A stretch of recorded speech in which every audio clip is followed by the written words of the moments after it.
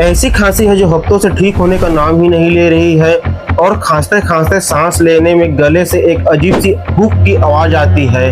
अगर हाँ तो सावधान हो जाइए, क्योंकि ये कोई आम सर्दी खांसी नहीं बल्कि काली खांसी यानी पर्टुसिस हो सकता है। नमस्कार दोस्तों, मैं हूं आपका दोस्त विज्जू पटेल और स्वागत है आपका हमारे channel medico Vijju health care and medicine review में। आज हम बात करेंगे काली खांसी के बारे में, इसके कारण, लक्षण और सबसे जरूरी इसके सही और प्रभावी इलाज के बारे में। तो वीडियो को पूरा जरूर देखें। दोस्तों, काली खांसी जिसे मेडिकल भाषा में पर्टुसिस कहते हैं, श्वसन तंत्र यानी हमारे रेस्पिरेटरी सिस्टम का एक बेहद संक्रामक रोग है। संक्रामक मतलब यह है एक इंसान से दूसरे इंसान में बहुत तेजी से फैलता है। इसके मुख्य कारण की बात करें तो यह बोर्सिटेला प्यूटिस नाम के एक खतरनाक बैक्टीरिया की वजह से होता है। जब कोई संक्रमित इंसान बिना मुंह ढके खांसता या छींकता है तो हवा में मौजूद थूक की बारीक बूंदों के जरिए यह बैक्टीरिया किसी भी स्वस्थ इंसान के फेफड़ों तक आसानी से पहुंच जाता है और वहां जाकर अपनी संख्या बढ़ाने लगता है। अब बात करते हैं इसके लक्षणों की। आपको यह जानना बहुत जरूरी है कि यह बीमारी 3 अलग अलग स्टेजेस में शरीर पर असर दिखाती है। शुरुआत के 1 से 2 हफ्तों में इसके लक्षण बिल्कुल आम सर्दी जुकाम जैसे लगते हैं। आपको हल्की खांसी होगी, नाक बहेगी और हल्का बुखार रहेगा। इसे कैटरल स्टेज कहते हैं।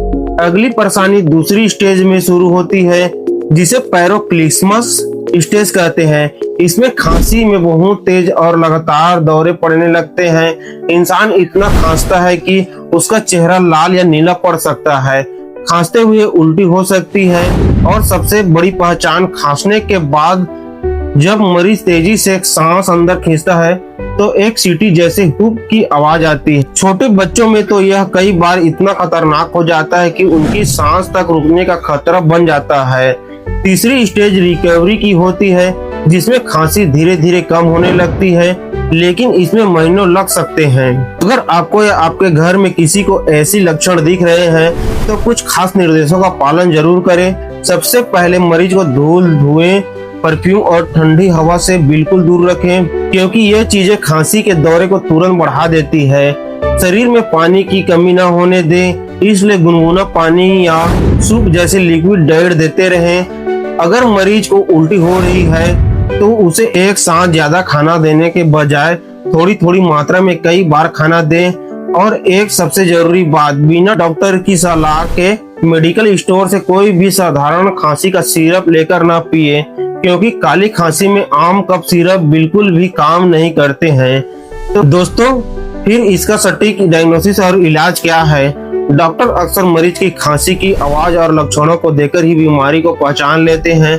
पक्का करने के लिए गले या नाक के स्कैब का टेस्ट और ब्लड टेस्ट भी कराया जाता है। जरूरत पड़ने पर पीसीआर टेस्ट या बैक्टीरियल कल्चर भी किया जा सकता है। इलाज की बात करें तो क्योंकि यह एक बैक्टीरियल इन्फेक्शन है, इसलिए इसमें एंटीबायोटिक्स का इस्तेमाल ही सबसे असरदार होता है। कंडीशन की गंभीरता के हिसाब से डॉक्टर दवाइयां तय करते हैं।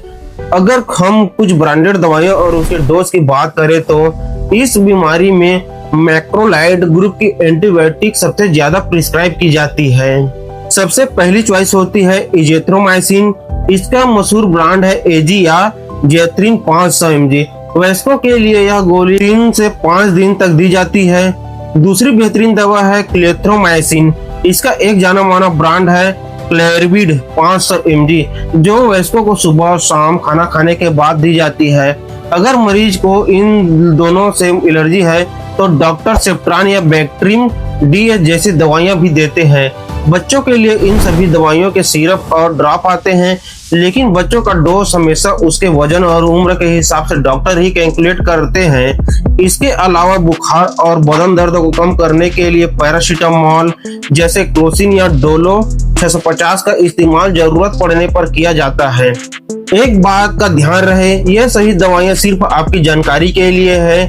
इन्हें इस्तेमाल करने से पहले अपने डॉक्टर से सलाह जरूर लें। अब आते हैं सबसे अहम सवाल पर, इससे बचाव कैसे करें?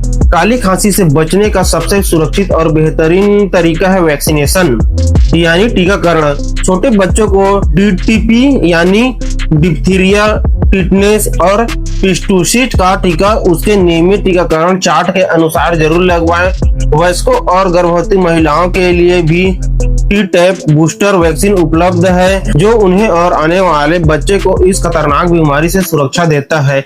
निष्कर्ष के तौर पर मैं यही कहूंगा कि काली खांसी कोई मामूली जुकाम नहीं है जिसे आप नजरअंदाज कर दें। सही समय पर सही इलाज और पूरी एंटीबायोटिक कोर्स लेने से अधिकांश मरीज पूरी तरीके से ठीक हो जाते हैं।